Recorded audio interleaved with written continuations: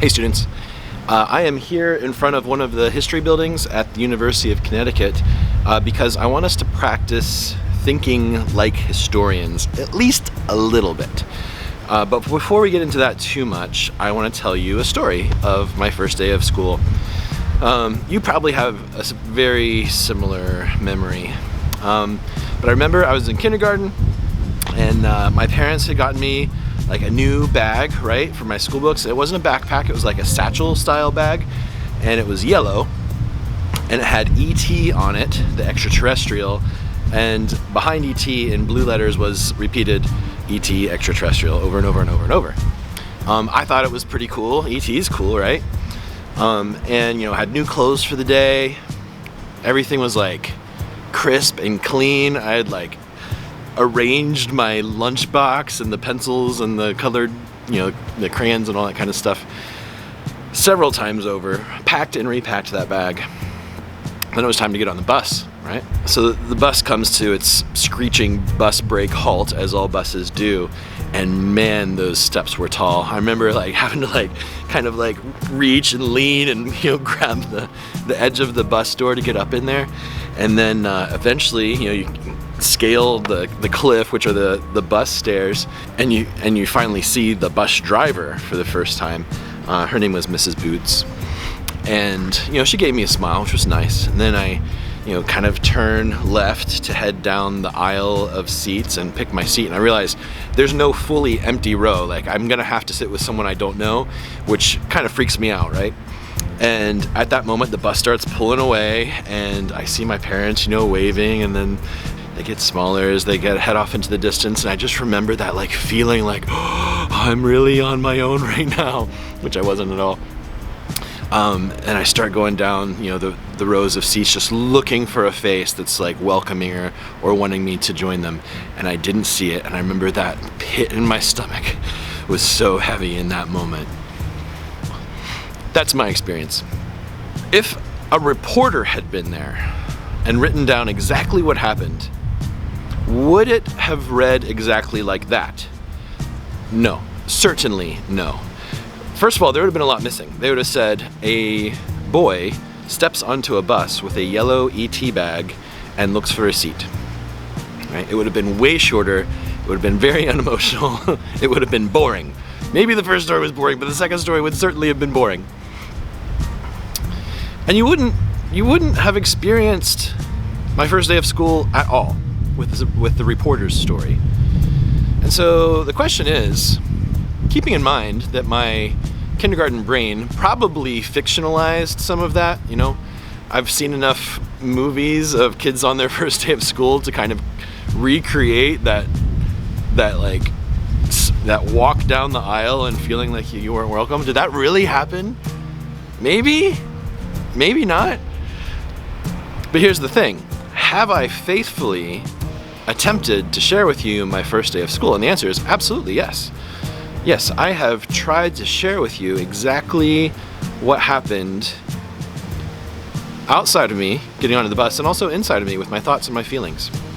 When people approach the New Testament, and especially the Gospels, those first 4 books of the Bible, all 4 accounts are of the same story. They're all trying to cover the story of Jesus.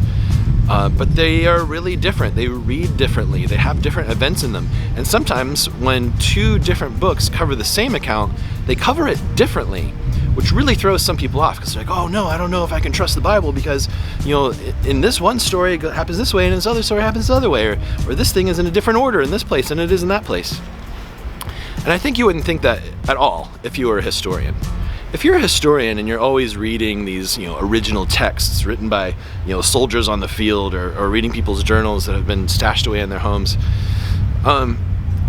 you assume that there will be many differing accounts of the same event.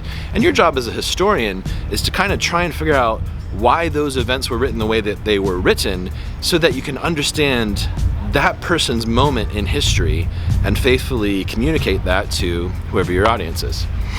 So we have Matthew, Mark, Luke, and John, each one of them pretty different. Each one of them written to a different kind of audience, and each of them written by a different kind of person with a different experience and different goals. So for example, when you get to the story of Jesus dying on the cross, there's a Roman soldier there who kind of witnesses the event. In Luke 23 we get, "Now when the centurion saw what had taken place, he praised God, saying, 'Certainly this man was innocent.'"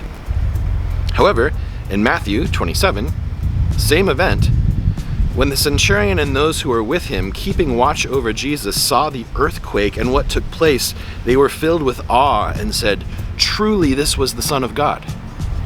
So those are pretty different statements, right? In Luke, certainly this man was innocent, and in Matthew, truly this was the Son of God. So why is there a difference? Which one was actually said? Did that centurion say the one or the other? Maybe did he say them both and then the writers excluded one or the other? What actually happened? And the truest answer is, I don't know. So what do we know? Well, we know something really, really important. We know that both Luke and Matthew were doing their best to faithfully communicate what happened at the cross in that centurion's life. Right? They are both recognizing that the centurion suddenly realizes that the man on the cross is much, much more than he initially expected. And that's what's important, right? That's the root of those words, regardless of what the words ended up being. And that's what's happening all through Matthew, Mark, Luke, and John. If I were to tell my first day of school story to a preschooler who hadn't been to kindergarten yet, you can be sure that I would not include getting on the bus. I would not include that part of the story. I would talk about the games we played later in the day because I want to be encouraging to that preschooler. I don't want them to be afraid of the first day of school, right? Am I being unfaithful? Am I lying to them? Absolutely not. But I have a goal with the preschooler. I want to encourage them. And so I'm going to tell them the part of that first day of school story that is going to most encourage them, right? I told you the getting on the bus story because my goal for you in me telling you that story was for you to be able to think about historical perspective. When Matthew, Mark, and Luke, and John are communicating the life of Christ to their audience, they have a goal. What's their goal? They want their readers to know that Jesus Christ is the Son of God and that he loves them. And so they write their stories with that goal in mind, and they achieve it. Sit around and think about that for a little while. For some people, that's like a really heavy thought to get their brain around. But now I really see the beauty in it. I see the beauty in multiple perspectives telling the same story. You know, we get so much more having Matthew, Mark, Luke, and John, but we're also not flooded with like 200 Matthew, Mark, Luke, and Johns, right? We get just enough to get like more perspective to be able to see Jesus a little bit more clearly, a little bit more deeply than we would with just a single account, but not so much that we're just, confused in the fog with 200 different accounts. So, God was so thoughtful when he gave us the New Testament in the way that we have it now, and I am really thankful for it. I hope that you can also be thankful for the way we get the first 4 books of the New Testament in the Gospels. I'll see you later. Bye. The other reason I brought you to the history building here at UConn is because that's a cool door. That's like the coolest door. Let me get you a little closer. Look at the age on that thing. That's so cool. All right, bye for now, for real.